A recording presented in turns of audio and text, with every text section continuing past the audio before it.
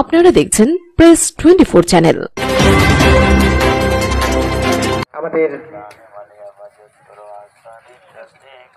ছাত্র আন্দোলনের নেতা আব্দুল্লাহ নাকিব, আমরা আসলে ফরিয়াদ বিষয়টাকে কেবলই ফরিয়াদ হিসেবে দেখি নাই, এটা দেখছি হইল ধর্ষককে ঝুলাইয়া দেওয়ার কথা হিসেবে। যে ফরিয়াদের ভিতর দিয়ে আপনি যখন কোনো থাকে না, রাষ্ট্রের কান থাকে না, মুখ থাকে না, মুখও বধির হয়ে যায় সে, তখন আমরা কি বলি যে নিজে মারো, নিজে মরো, নতুবা বিচার দিয়ে দাও। তো আমরা এই নিজে মারবার জন্য, নিজে বিচার দিয়ে দেওয়ার জন্য ভিতর দিয়া এই ধর্ষকের বিরুদ্ধে দাঁড়ায় পড়ছি, দাঁড়ায় কথা বলতে চাই যে ফরিয়াদটা আমরা সিম্বলিক হিসেবে দাঁড় করছি, যে ঝোলাই দেওয়ার জন্য হইলেও আমাদের ফরিয়াদ করা দরকার সকলে মিলে। এই ফরিয়াদটা হইতেছে উচ্চারিত কণ্ঠ, প্রতিবাদী কণ্ঠ। আমরা এবার প্রতিবাদী কথা বলবার জন্য ডাকছি মাহমুদুল হাসান রনুকে। সমাজকর্মী মাহমুদুল হাসান রনু কথা বলবে।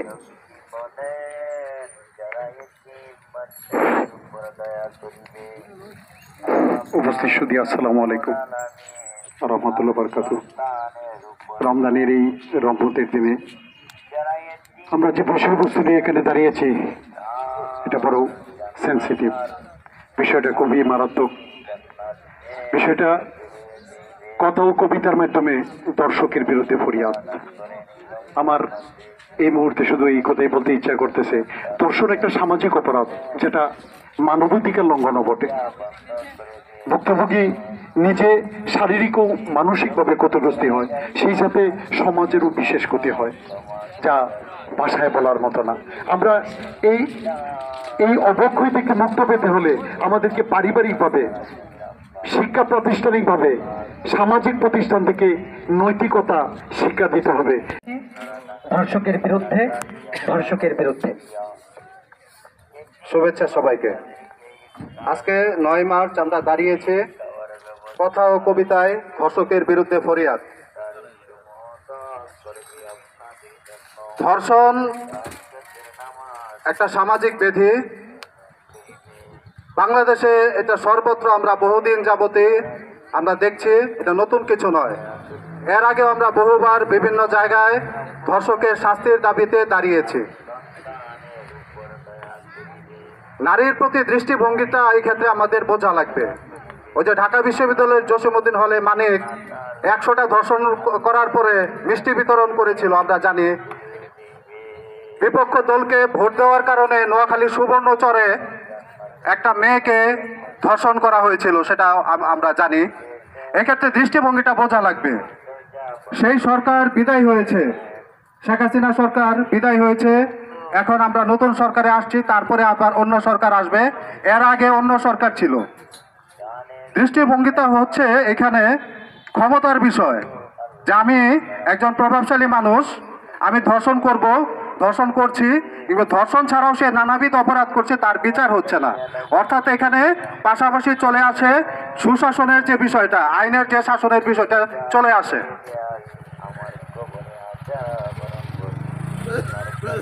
মানুষের আরো দৃষ্টিভঙ্গি আমরা দেখি, আমরা প্রত্যন্ত বিভিন্ন জায়গায় দেখি, একবারই যখন আরেকবারের সাথে ঝগড়া লাগে, ওই পার্শ্ববর্তী বাড়ির মেয়েটা যখন ওই পক্ষে ঝগড়া করে, তখন কিন্তু আমাদের একটা কমন ডায়লগ আছে, বেশিরভাগ মানুষ, আমরা স্বীকার করি বা অস্বীকার করি, ওই তোরা 5 ভাই মিলে ওই মেয়েকে নিয়ে আসবি। এটা আমরা অস্বীকার করতে পারি, কিন্তু এটা আমাদের দৃষ্টিভঙ্গি। নারীর প্রতি আমাদের দৃষ্টিভঙ্গিটা আসলে কি?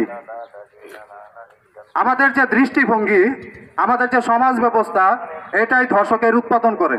আমরা যদি এর নির্মূল না করতে পারি, আমরা বারবার ধর্ষকের জন্য শাস্তির দাবিতে দাঁড়াইলে, ফরিয়াদ জানালেও লাভ হবে না। কারণ ফরিয়াদ অর্থ হচ্ছে দোয়া। আবার ইসলাম পাশাপাশি আমি নিজে রোজা রেখে এসেছি, এই যে বিষয়টা নিশ্চিত করে আপনি আপনার কর্মফল পাবেন। এই সমাজ ধ্বংস হচ্ছে ধর্ষকের বৃদ্ধির মাধ্যমে, এই দুর্নীতির মাধ্যমে, নানান অরাজকতার মাধ্যমে সমাজ ধ্বংস হচ্ছে, এই রাষ্ট্র ধ্বংস হচ্ছে। এত বছর পরেও, এই দেশ স্বাধীন হওয়ার এত বছর পরেও আমরা বাংলাদেশকে একটি ন্যায় বিচারের রাষ্ট্রে পরিণত করতে পারিনি। একটা কথা আছে, সিলেক্টিভ প্রতিবাদ সবসময়ই অপরাধকে বাড়ন্তের দিকে নিয়ে যায়। আমরা দীর্ঘদিন যাবতীয় দাঁড়িয়েছি, আমরা আমাদের এই প্রতিবাদ কি সিলেক্টিভ হলো কিনা, আমাদেরকে আসলে প্রত্যন্ত জায়গায় রুখে দাঁড়াতে হবে। আমরা শুধু এখন আজকে ধর্ষিত হলো, আসলে এই তো পরিবেশই নাই আমার এলাকায়, অথবা আমি যে সংগঠনে বিরাজ করছি, আমি যে সমস্ত জায়গায় আমার পদচারণা আছে, আমার যে পরিসর, সেখানে যে অন্যায় হওয়ার হচ্ছে, নারীদেরকে যে হেনস্থা করা হচ্ছে, তার প্রতিবাদে তো আমি দাঁড়াতে পারছি না। আমি আজকে দাঁড়িয়েছি মাইক নিয়ে আপনাদের সামনে।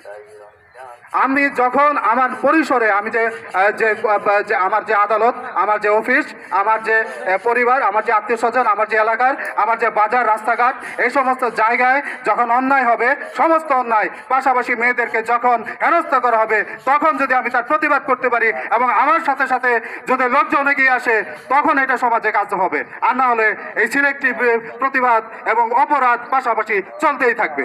আমরা দেখেছি যে বিগত কয়েকদিন আগে মেয়েরা ধূমপান করলো ঢাকার রাস্তায়, সেখানে কি হলো আমি তো উপস্থিত ছিলাম না, ওটা আমি বলতে পারবো না, আমি সুতরাং ওই কথাই যাচ্ছি না। কিন্তু আমাদের স্বরাষ্ট্রমন্ত্রী উনি যে কথা বললেন, এটা আসলে এক প্রকার অপরাধীকে প্রশ্রয় দেয় এবং তার অপরাধকে সে একটা ধরনের ধামাচাপা দেওয়ার নামান্তর। আমরা জানি, আমরা তো বিগত সময়ে ট্যাগিং এর বিরুদ্ধে আন্দোলন করেছি, আমরা আমাদের এই ফেসগুলো সবাই চিনে। অর্থাৎ এই শিক্ষা প্রতিষ্ঠানের যে শিক্ষকরা আমাদের শিক্ষা ব্যবস্থায় তারা আমাদের কতটুকু শিক্ষা দিতে পারছেন, এই মাদ্রাসাগুলা কিংবা আমাদের বিশ্ববিদ্যালয়, কলেজ, স্কুলে যে বিভিন্ন ধরনের শারীরিক হেনস্থা হচ্ছে মেয়েদেরকে, তারপরে তো একটা প্রভাবশালী মহল দ্বারা সালিশ বৈঠকের নামে সে ঘটনাগুলো ধামাচাপা দেওয়া হচ্ছে।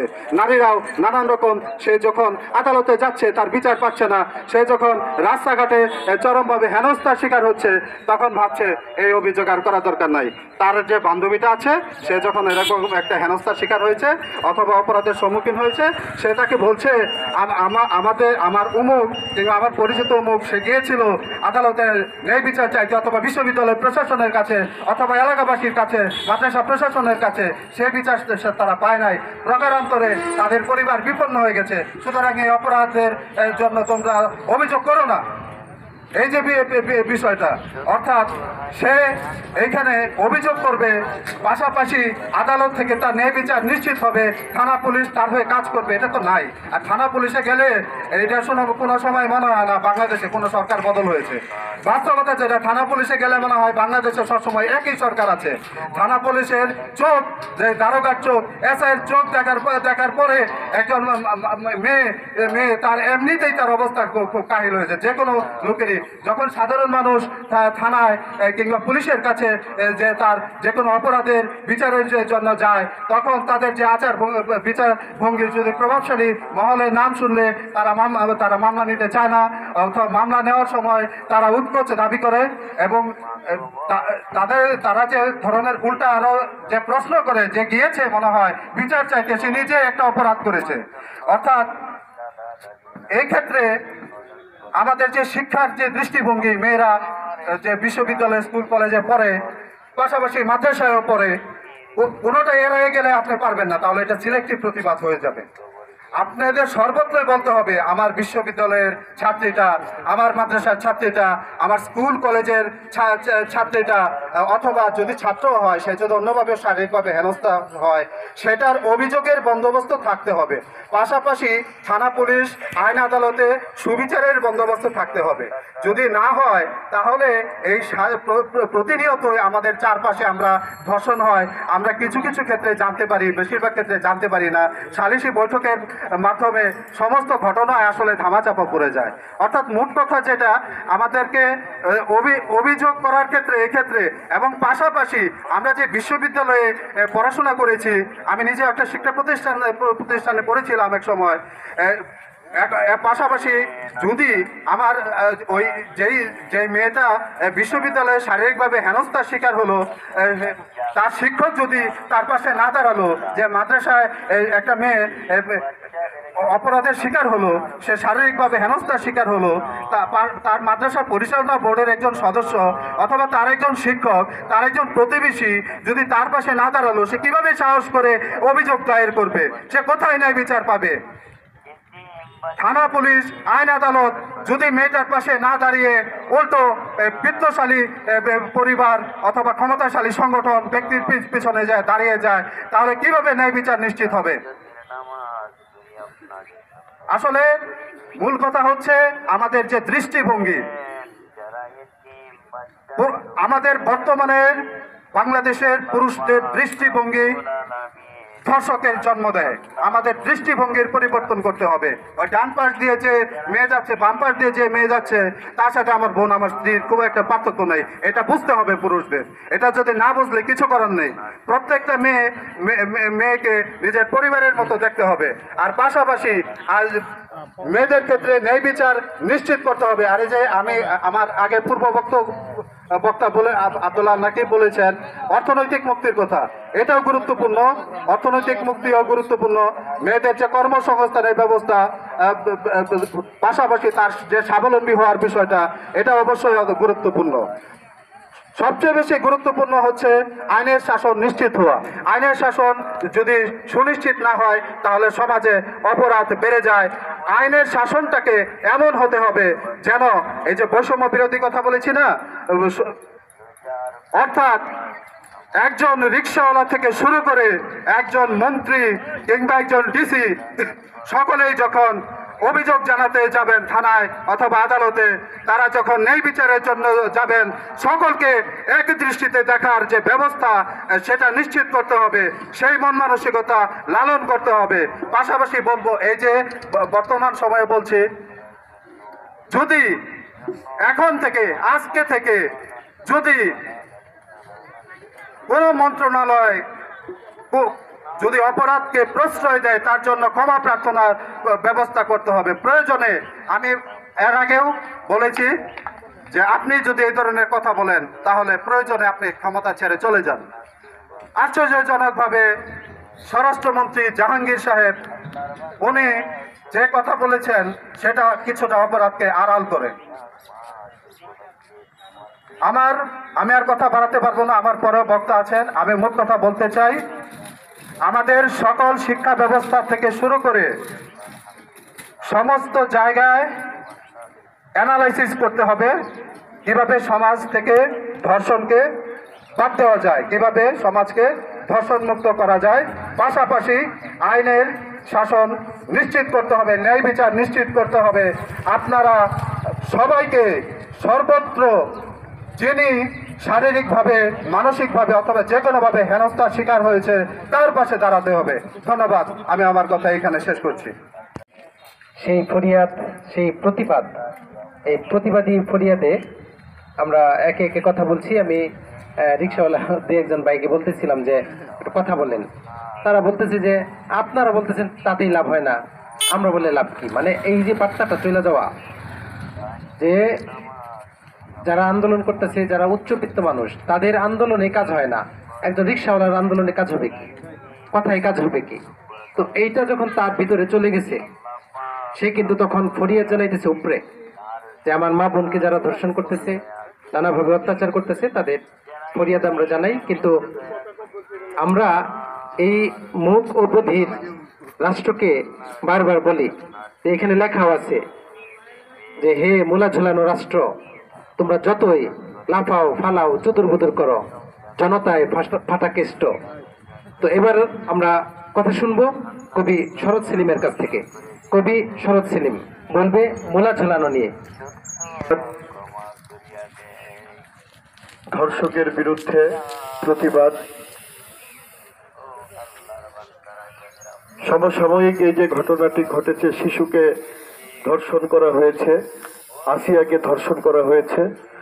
বাংলাদেশের বিগত সময়ে এরকম অনেক ধর্ষকদের বিচার হয় নাই বাংলার মাটিতে, কিন্তু আসিয়াকে যেভাবে ধর্ষণ করা হয়েছে সেটা আমাদের বিবেককে খুলে দিয়েছে। আমরা চাই আমাদের সামাজিক এই অবক্ষয়তা থেকে উঠে আসতে হবে। আমরা সামাজিক প্রতিরোধ গড়ে তুলব। আমরা আসিয়ার মতো আর কাউকে ধর্ষণ হতে দেব না। মানুষের মানবিক গল্পে সকলকেই এগিয়ে যেতে হবে। বাংলাদেশের রাষ্ট্রের প্রতি একটা আকুল আবেদন থাকবে রাষ্ট্র হয়তো ভাবতে পারে যে কবির প্রয়োজন কি, রাষ্ট্র কিন্তু মনে করে যে কবির প্রয়োজন নেই, কবিতার প্রয়োজন নেই। বাংলাদেশের মানুষের ভাগ্যের উন্নয়নে যারা বারবার এগিয়ে আসতে চায় তারা সব সময় পিছিয়ে যায়। আমরা যারা লেখালেখি করি, আমরা মানুষের ভাগ্য উন্নয়নের চিন্তা করি, মানুষের সামাজিক উন্নয়নের চিন্তা করি, সমাজ পরিবর্তনের চিন্তা করি। কিন্তু এই যে ভালো ভালো কথা বলি, আমি হয়তো এখানে এই যে ভালো ভালো কথাগুলো বলে হয়তো বা চলে গিয়ে কিন্তু ভুলে যাব, কিন্তু এটাকে আমরা হতে দেব না। আমরা আমাদের সন্তানদের প্রতি সুদৃষ্টি দেব।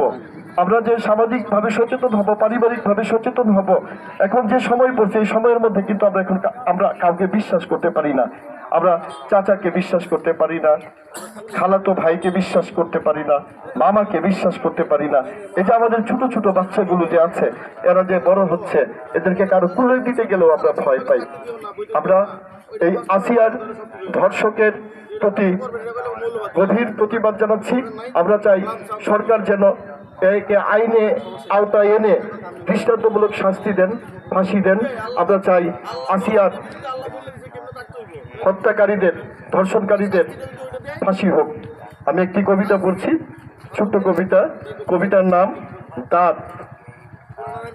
দাঁত এগুচ্ছে পুক্ত মাংসের দিকে, সমিলে সত্য করাতে কুচি কুচি গাছের মতো দাঁত আর দাঁত। কালো তরমুজ বিচিগুলো, পিসাচি ছায়াগুলো, দাঁত ভূমিষ্ঠ হচ্ছে দাঁতের বিরুদ্ধে, দাঁত এগুচ্ছে তার বিধত্ত খোরলে। ধন্যবাদ সবাইকে।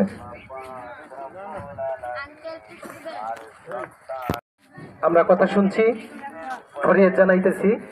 তো এবার কথা বলবার জন্য আহ্বান জানাইতেছি আমাদের একজন সামাজিক ব্যক্তিত্ব আছেন, সামাজিক মানুষ, সামাজিক বন্ধু এলাজ হোসেন। এলাজ হোসেন আমাদের আয়োজন দেখে তিনি থেমেছেন এবং কিছু বলবার জন্য, তার কথা বলবার জন্য, প্রতিবাদ জানানোর জন্য তাকে আহ্বান জানাচ্ছি।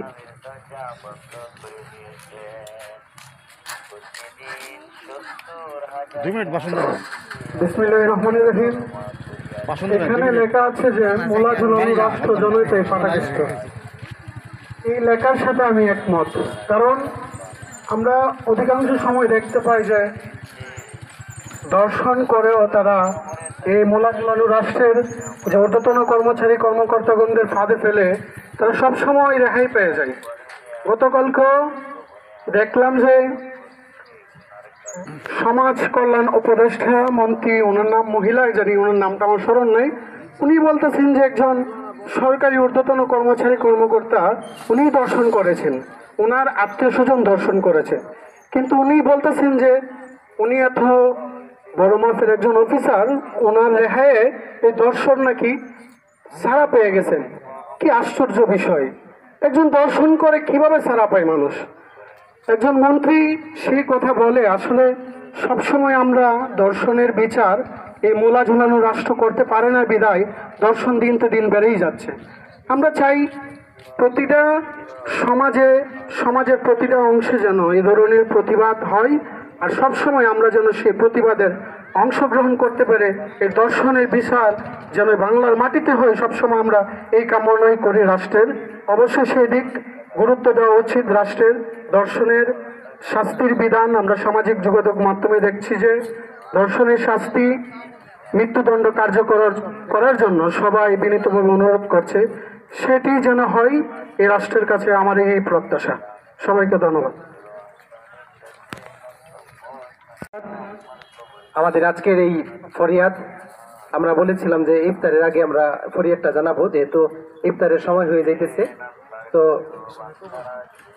আমরা আমাদের এই ফরিয়াদ জানাইলাম এবং আমরা রাষ্ট্রের এই মোলাটা কিন্তু রাষ্ট্রের দুই হাঁটুর মাঝখান দিয়া ঝুলাই দিলাম আর কি, যে যেহেতু তারা কিছুই শোনে না, কিছুই বলে না, আমাদের মা বোনদেরকে, আমাদের সন্তানকে যেহেতু তারা নিরাপত্তা দিতে পারতেছে না, ধর্ষককে শাস্তি দিতে পারতেছে না, ফাঁসি দিতে পারতেছে না, আইনের প্রয়োগ করতে পারতেছে না, সেই জন্য আমাদের এই আজকের প্রতিবাদ, আমাদের ফরিয়াদ।